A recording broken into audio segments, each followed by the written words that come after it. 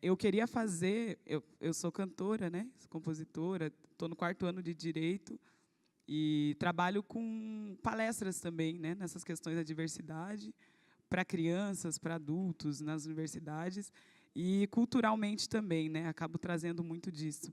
E para trazer um pouco dessa reflexão, desde que eu cheguei, não saiu da minha cabeça uma música que eu fiz recentemente. Então, eu vou compartilhar para trazer um pouco da importância que foi isso, esse convite que você fez, Gora. Pode parecer, né, eticamente plausível e natural para alguém como você, mas para muitas pessoas que estão pelo movimento, seja de esquerda ou seja que busca um pouco mais de abertura, lembrar de alguém preto para estar presente falando sobre algo que é diretamente ligado à minha e à nossa existência, isso é muito raro de se ver. Então, eu vejo a voz como a única oportunidade que eu tenho, a única coisa que me sobrou. Então, é a voz que matou Marielle, que matou Zumbi dos Palmares. A gente está no mês da consciência negra, é bem simbólico isso, né? O líder foi decapitado e exposto, a cabeça dele ficou exposta por dias, né? Do líder que lutava contra o racismo no Brasil. Há alguns meses atrás, uma outra líder também foi morta, né? Então, o que mudou tanto? Então, essa canção é uma gratidão e uma reflexão para que as pessoas pensem que é necessário estar aqui, pessoas pretas falando. A voz é cura, a voz é arma, a voz que cuida da tua alma. A voz é cura, a voz é arma, a voz que cuida da minha alma. Fala, fala, fala, fala.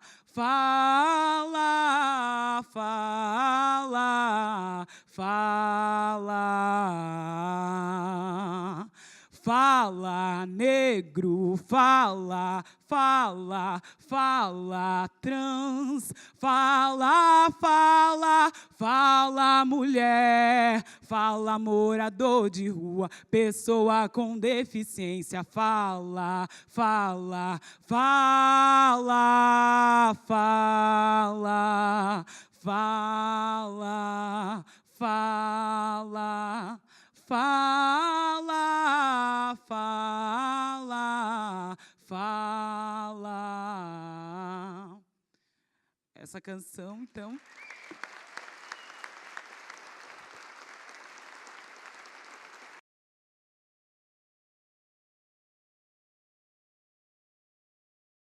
Que essas palmas sejam para mim, para toda a minha ancestralidade, né?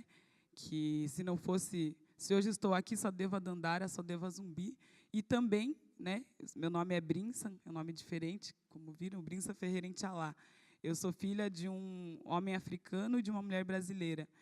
E esse homem africano da Guiné-Bissau foi uma liderança revolucionária no país dele, da etnia Balanta, que é a etnia dele, lutou contra, enfim, o que Portugal estava fazendo lá, né?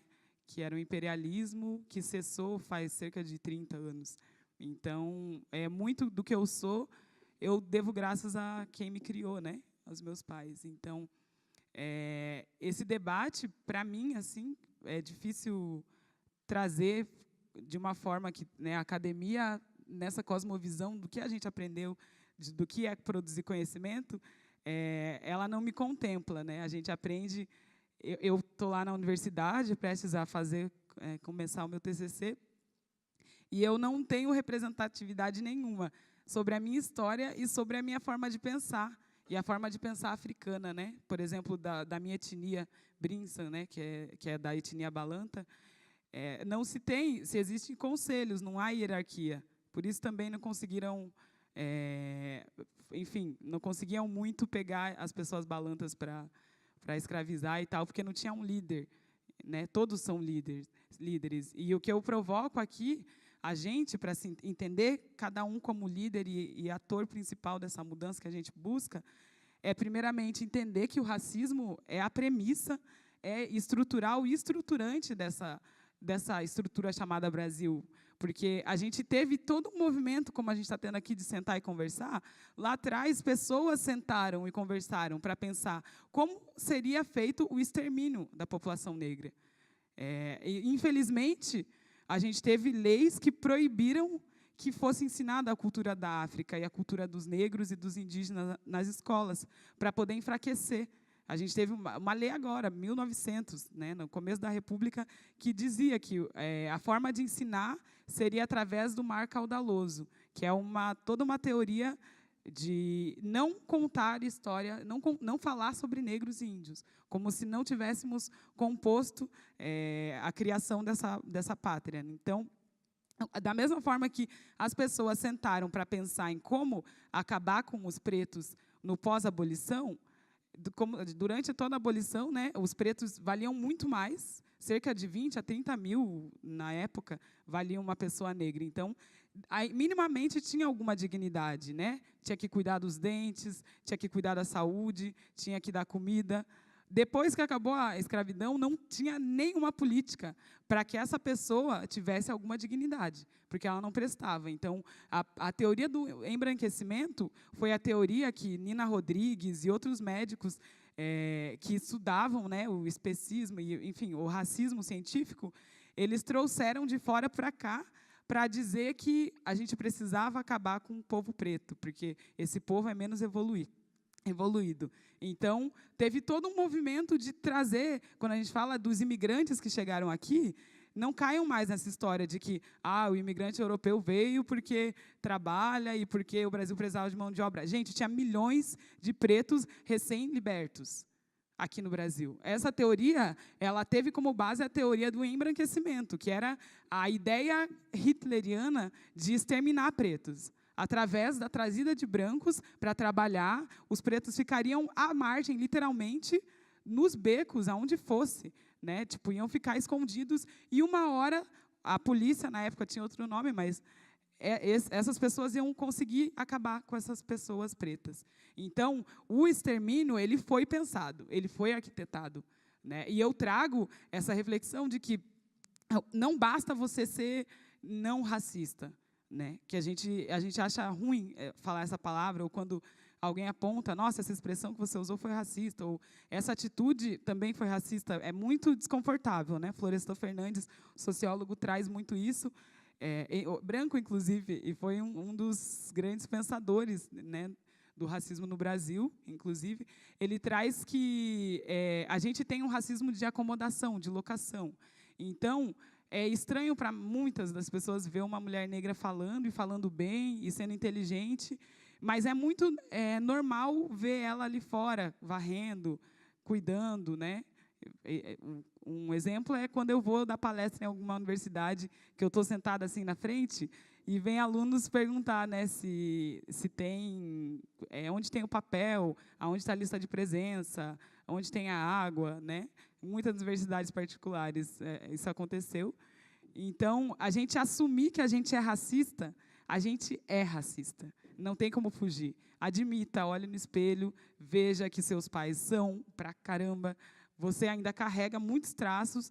E a ancestralidade que te permitiu estar aqui, usufruir de ter um tempo para pensar a estrutura do Brasil, isso é um privilégio gigante, né, estar aqui falando. Então, você tem milhões de privilégios e você precisa olhar para esses privilégios e pegar essa responsabilidade, né?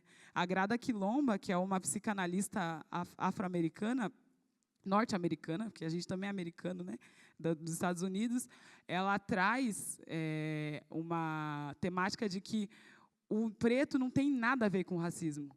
As pessoas negras não têm nada que ver, não tinham que discutir racismo, nunca. Quem tem que discutir racismo são as pessoas brancas. Quem tem que acabar com o racismo são as pessoas brancas. Tirem esse fardo de nós. A gente já tem que lutar para ter saúde, sanidade mental, conseguir comer, conseguir se alimentar. E ainda eu tenho que acabar com essa porcaria, que não fui eu que criei. Então, pessoas brancas, vocês precisam acabar com isso. Para mim, estar aqui é difícil, né? Falar de um tema que, para mim, é um gatilho diário, né? Enfim, mas, ainda assim, eu me vejo como a exceção que confirma a regra. E a minha trajetória de mulher que nasceu na periferia da cidade, que moram no Tatuquara.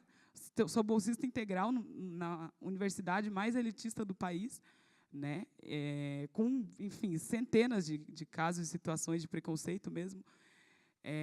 Trazer esse debate aqui é trazer o quanto que esse peso histórico precisa sair das minhas costas, né? Outro amigo estaria aqui hoje, que é um jovem negro também, amigo pessoal, a gente faz várias coisas, saraus na periferia aí da cidade, só que ele também, psicologicamente, sofreu na mão da polícia, sofreu na mão da guarda municipal.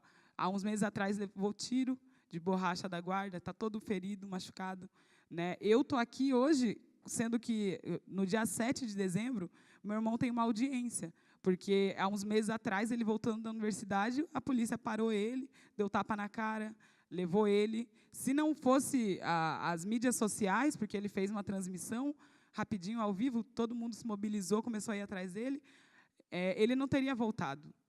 Compreendem do que eu estou falando aqui? Compreendem que não são os dados que eu estou trazendo, nem vou trazer? Eu quero viver. Eu queria poder viver. Só que é muito difícil eu viver sendo uma mulher negra.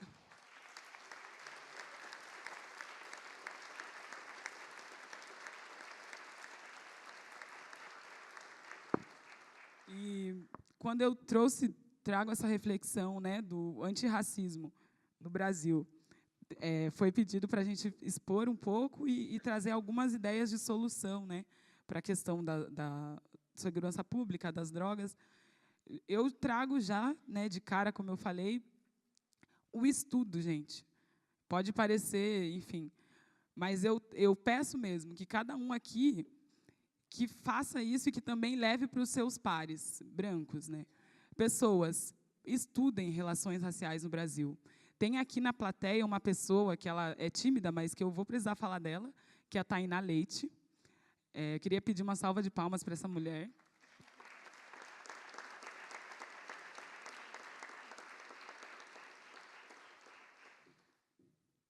Enfim, eu sou fruto de muitas políticas afirmativas, de muita gente, vocês não têm noção, assim, a pontinha do iceberg, né? O que eu passei dentro de ONGs na minha infância, na adolescência, a quantidade de vezes que eu fui para a delegacia do adolescente, porque eu sofria, né, ainda sendo, mesmo na periferia, não só da polícia, mas de outras pessoas também, pobres, que eram muito racistas e que batiam e tentavam, e eu tive que aprender a me defender. Então, muitas políticas assistenciais e de empoderamentos me trouxeram aqui hoje, né? E a Tainá Leite, ela tem um grupo de coaching, tem uma escola, né? E que para mulheres, enfim, várias questões de trabalho, de vocação, e tem um valor que para mim não seria acessível na época, né? E acho que ainda né, as coisas vão melhorando, né, amiga? Mas ela tem essa sensibilidade, além de estudar essas questões raciais já há muito tempo, e livros, e até na faculdade também, ela é da Unicuritiba, ela tem essa sensibilidade de entender que, para você deixar de ser racista e ajudar a acabar com o racismo no Brasil, não basta você falar que você tem amigo negro e que você não é racista. Você tem que ter uma atitude antirracista. Por isso que a gente fala, né, do racismo e antirracismo no Brasil, né? Tem livros sobre isso e tal. Se você não é antirracista, querido, você continua sendo racista. Você está mantendo o status quo racista que me aniquila, que me silencia, que olha para mim e fala, tudo bem, legal, mas deixa eu conversar aqui, deixa eu discutir, né, entre os meus pares. Então, a iniciativa dela de pegar pessoas como eu para participar desse projeto com bolsas, né, que me trouxeram reflexões incríveis sobre a minha carreira, inclusive, e outras jovens negras, é uma coisa muito, muito, muito que merece tipo aplausos, porque a gente precisa olhar e entender que a cota racial que se tem hoje, primeiro, que ela não dá conta de 0,00001% de toda a dívida histórica, material, sem contar, né, mental, emocional, para a população negra. E que lá atrás houve cota racial para a população branca. Porque no que se baseia a cota racial? é uma política afirmativa. O que é uma política afirmativa? É você pegar determinado grupo e promover ações para a inserção desse grupo na comunidade. O que foi feito com a população branca? Desculpa, quem eram esses brancos que estavam vindo para cá? Com todo respeito, sem trazer luta de classes, mas eram gente que estava ferrada lá, né? Ferrada financeiramente, ferrada criminalmente, em vários aspectos. Foi a ralé, digamos assim. Né? Eu posso dizer que existem muitos reinos africanos, pessoas de impérios de Mali, impérios nagôs que vieram para cá, que eram realezas, né? Mas que aqui foram tratados como bicho. Então, pensar na cota e pensar que é necessário políticas afirmativas em todo e qualquer movimento que a gente for fazer político é, de fato, ser antirracista. Então, essa é uma das questões que eu trago, urgente, para que a gente pense política nesse Brasil, nesse país, e entender que é preciso ir lá mesmo, na periferia, dialogar com esse jovem negro, dialogar com essa jovem negra, entender o que está se passando lá. Eu falo de exceção da regra porque, cara, a maioria dos meus amigos estão mortos, e das minhas amigas também. Estão mortos agora.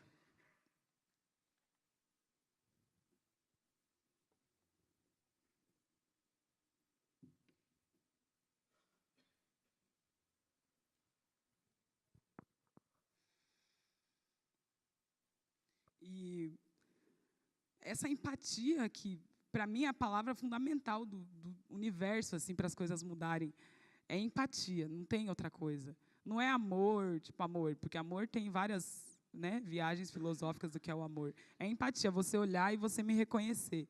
Né? E quando a gente olha para dentro de si e reconhece que, por conta de toda uma educação que a gente teve, racista, né, institucionalizadamente racista, na escola, na rua, em casa, quando a gente reconhece isso e percebe que a gente tem uma grande responsabilidade para reverter isso, a gente está dando um passo gigante para chegar um pouco mais na empatia, um pouco mais próximo de olhar para o povo preto, para o povo índio com empatia.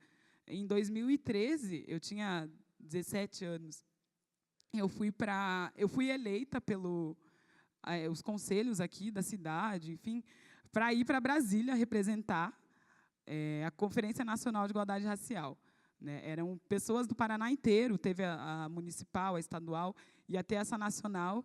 Enfim, eu estava saindo correndo no final já, porque é uma discussão, né, gigante para as pessoas, e eu já não estava aguentando, eu queria ir embora.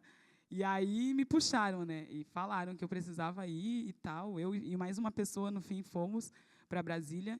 E nessa conferência de igualdade racial, eu nunca vi tanta pluralidade de povos, né? E entender que o Brasil, ele é gigante, tem povos quilombolas que ainda carregam toda a ancestralidade de que etnia ele pertence. Sabe? Toda etnia, eles carregam a história viva. Eu tenho esse privilégio de saber da minha origem, né? Que é o que garante também esse empoderamento.